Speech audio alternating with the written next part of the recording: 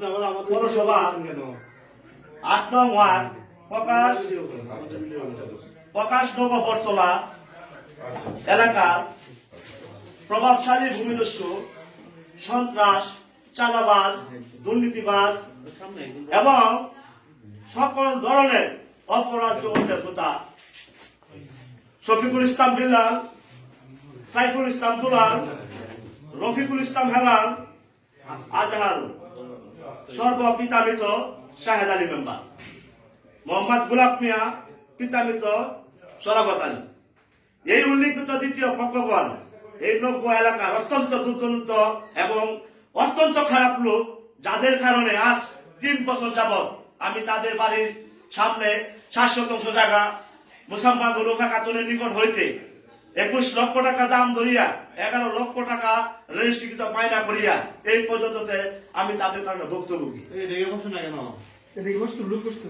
আমি এই পর্যন্ত এই জায়গা কিনিয়া তাহাদের অন্যায়, অত্যাচার, নির্যাতন শিকার আমি এই বিষয়টি তাদের এলাকার অনেক গণ্যমান্য ব্যক্তিকে বড় অবগত করানোর পরও তারপরও তারা আমার এই যে এই উল্লিখিত আমার পরিচিত জায়গা আমাকে মাপজোক করিয়া বুঝিয়া দেয় না, বিভিন্ন ধরনের ভয়ভীতি হুমকি প্রদর্শন করে এবং আমাকে প্রাণনাশের হুমকি দেয়।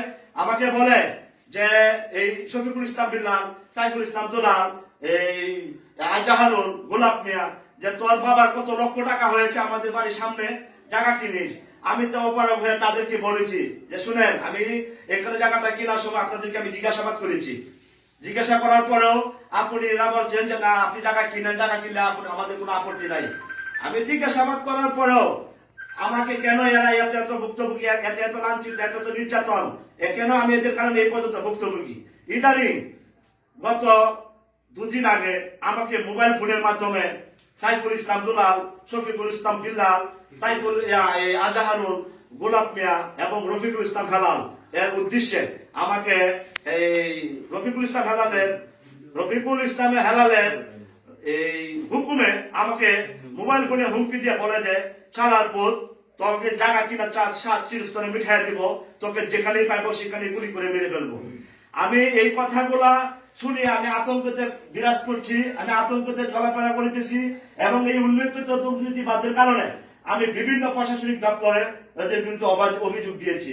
যেমন আমি অফিসার ইনচার্জের বরাবর অভিযোগ দেওয়ার পর অফিসার ইনচার্জ সাহেব আমার অভিযোগটি আমলে নিয়ে সঠিক তদন্তপূর্বক প্রতিবেদন দেওয়ার জন্য তারা এই সরজমিনে গেছে, ওদেরকে এই দুর্নীতিবাজ, ভূমিদস্যু, চাঁদাবাজ, সন্ত্রাস, মদতকারী শফিকুল ইসলাম বিল্লাল, সাইফুল ইসলাম দুলাল, ওদের গণদেরকে সকলকে অবগত করে আসছে যে বলছে যে তোমরা আগামী অত তারিখ তোমরা থানায় কাগজপত্র নিয়ে হাজির থাকবা।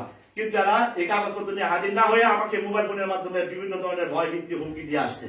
আমি একজন গণমাধ্যমের কর্মী, আমি প্রাণনাশের ভয়ে আমি এই পর্যন্ত আমার পরিচিত সম্পত্তিতে আমি যাইতে পারতেছি না, তাদের হুমকির ভয়ে। আমি তারপর এদের বিরুদ্ধে আমি বিভিন্ন প্রশাসনিক দপ্তরে বাংলাদেশ ডাক বিভাগ রশিদের মাধ্যমে এডি সহ আমি অভিযোগ দায় করেছি। তাই করার পরও আমি এই পর্যন্ত আইনিভাবে সহযোগিতা কোথাও পাচ্ছি না। আমি আমার জানের নিরাপত্তা পাচ্ছি না। এই উশৃঙ্খল দ্বিতীয় পক্ষগণের কারণে যে কোনো মুহূর্তে আমার একটা দুর্ঘটনা ঘটাইতে পারে, আমাকে প্রাণনাশের হুমকি দিচ্ছে বারবার, আমাকে যে কোনো মুহূর্তে তারা আমাকে খুন এবং মার্ডার করতে পারে। আমি সেই বিষয় নিয়ে আজকে এই সংবাদ সম্মেলন করিতেছি। আর একটি বিষয় হলো, আমি বিগত এদের বিরুদ্ধে অভিযোগ দিয়েও যখন আমি আইনিভাবে সহযোগিতা পাচ্ছি না, তখন আমি মাননীয় অতিরিক্ত জেলা ম্যাজিস্ট্রেট কোর্টে ওদেরকে বিবাদী করিয়া আমি বাদী হইয়া একটি 144 আদার্স 145 মামলা দায়ী করে আছি। মামলা দায়ী করার পর মাননীয় জজ ম্যাজিস্ট্রেট আমার মামলাটি আমলে নিয়েছেন। আমলে নিয়ে তাদের বিরুদ্ধে, সকলের বিরুদ্ধে, এই দুর্নীতিবাজদের বিরুদ্ধে সমন জারি করেছেন। উল্লিখিত তৃতীয় পক্ষগণ অত্যন্ত দুর্দন্ত লোক এবং খারাপ লোক, তারা এই মামলার সঠিক ধার্য তারিখে তারা কোর্টে গিয়ে হাজির হয়ে লিখিত জবাব দাখিল করেন। কিন্তু মাননীয় আদালতের সঠিক কাগজপত্র না দেখানোর কারণে, ওদের কাগজপত্র না থাকার কারণে, আমার কিনা কাগজ বৈধ থাকার কারণ বৈধতা থাকায় আমার পক্ষে এবং আমার পেপারসে রায় এবং ডিগ্রি প্রদান করেন। ডিগ্রি প্রদান করার পরেও আমি এদের বিরুদ্ধে মানে এই আমার জায়গাতে আমি যাইতে পারি না বিদায় আমি আবার সহযোগিতা চেয়েছি আইনি ভাবে বারবার সহযোগিতা চেয়েছি, তারপর ওই পর্যন্ত আমাকে প্রাণনাশের হুমকি দিয়ে আসছে। এবং কিছু কিছু আওয়ামী লীগের তেলবাজ লোকেরা আমার দলীয়, আমি আমার কষ্ট হয়, আমি একজন আওয়ামী লীগ করি, বঙ্গবন্ধু সৈনিক, কিন্তু আমি এই পর্যন্ত আমার এই বিষয়টি নিয়ে আমি আওয়ামী লীগের কোনো সহযোগিতা পাই নাই, আমার দলীয় কোনো সহযোগিতা পাই নাই, এবং কিশোরগঞ্জ সদর প্রশাসনের কোনো সহযোগিতা আমি পাই নাই। আমি এই বিষয়টি নিয়ে মাননীয় head office, police head office কাটারে আমি অভিযোগ দিয়েছি। আমি এই বিষয় নিয়ে স্বরাষ্ট্র মন্ত্রণালয়ে দিয়েছি, মাননীয়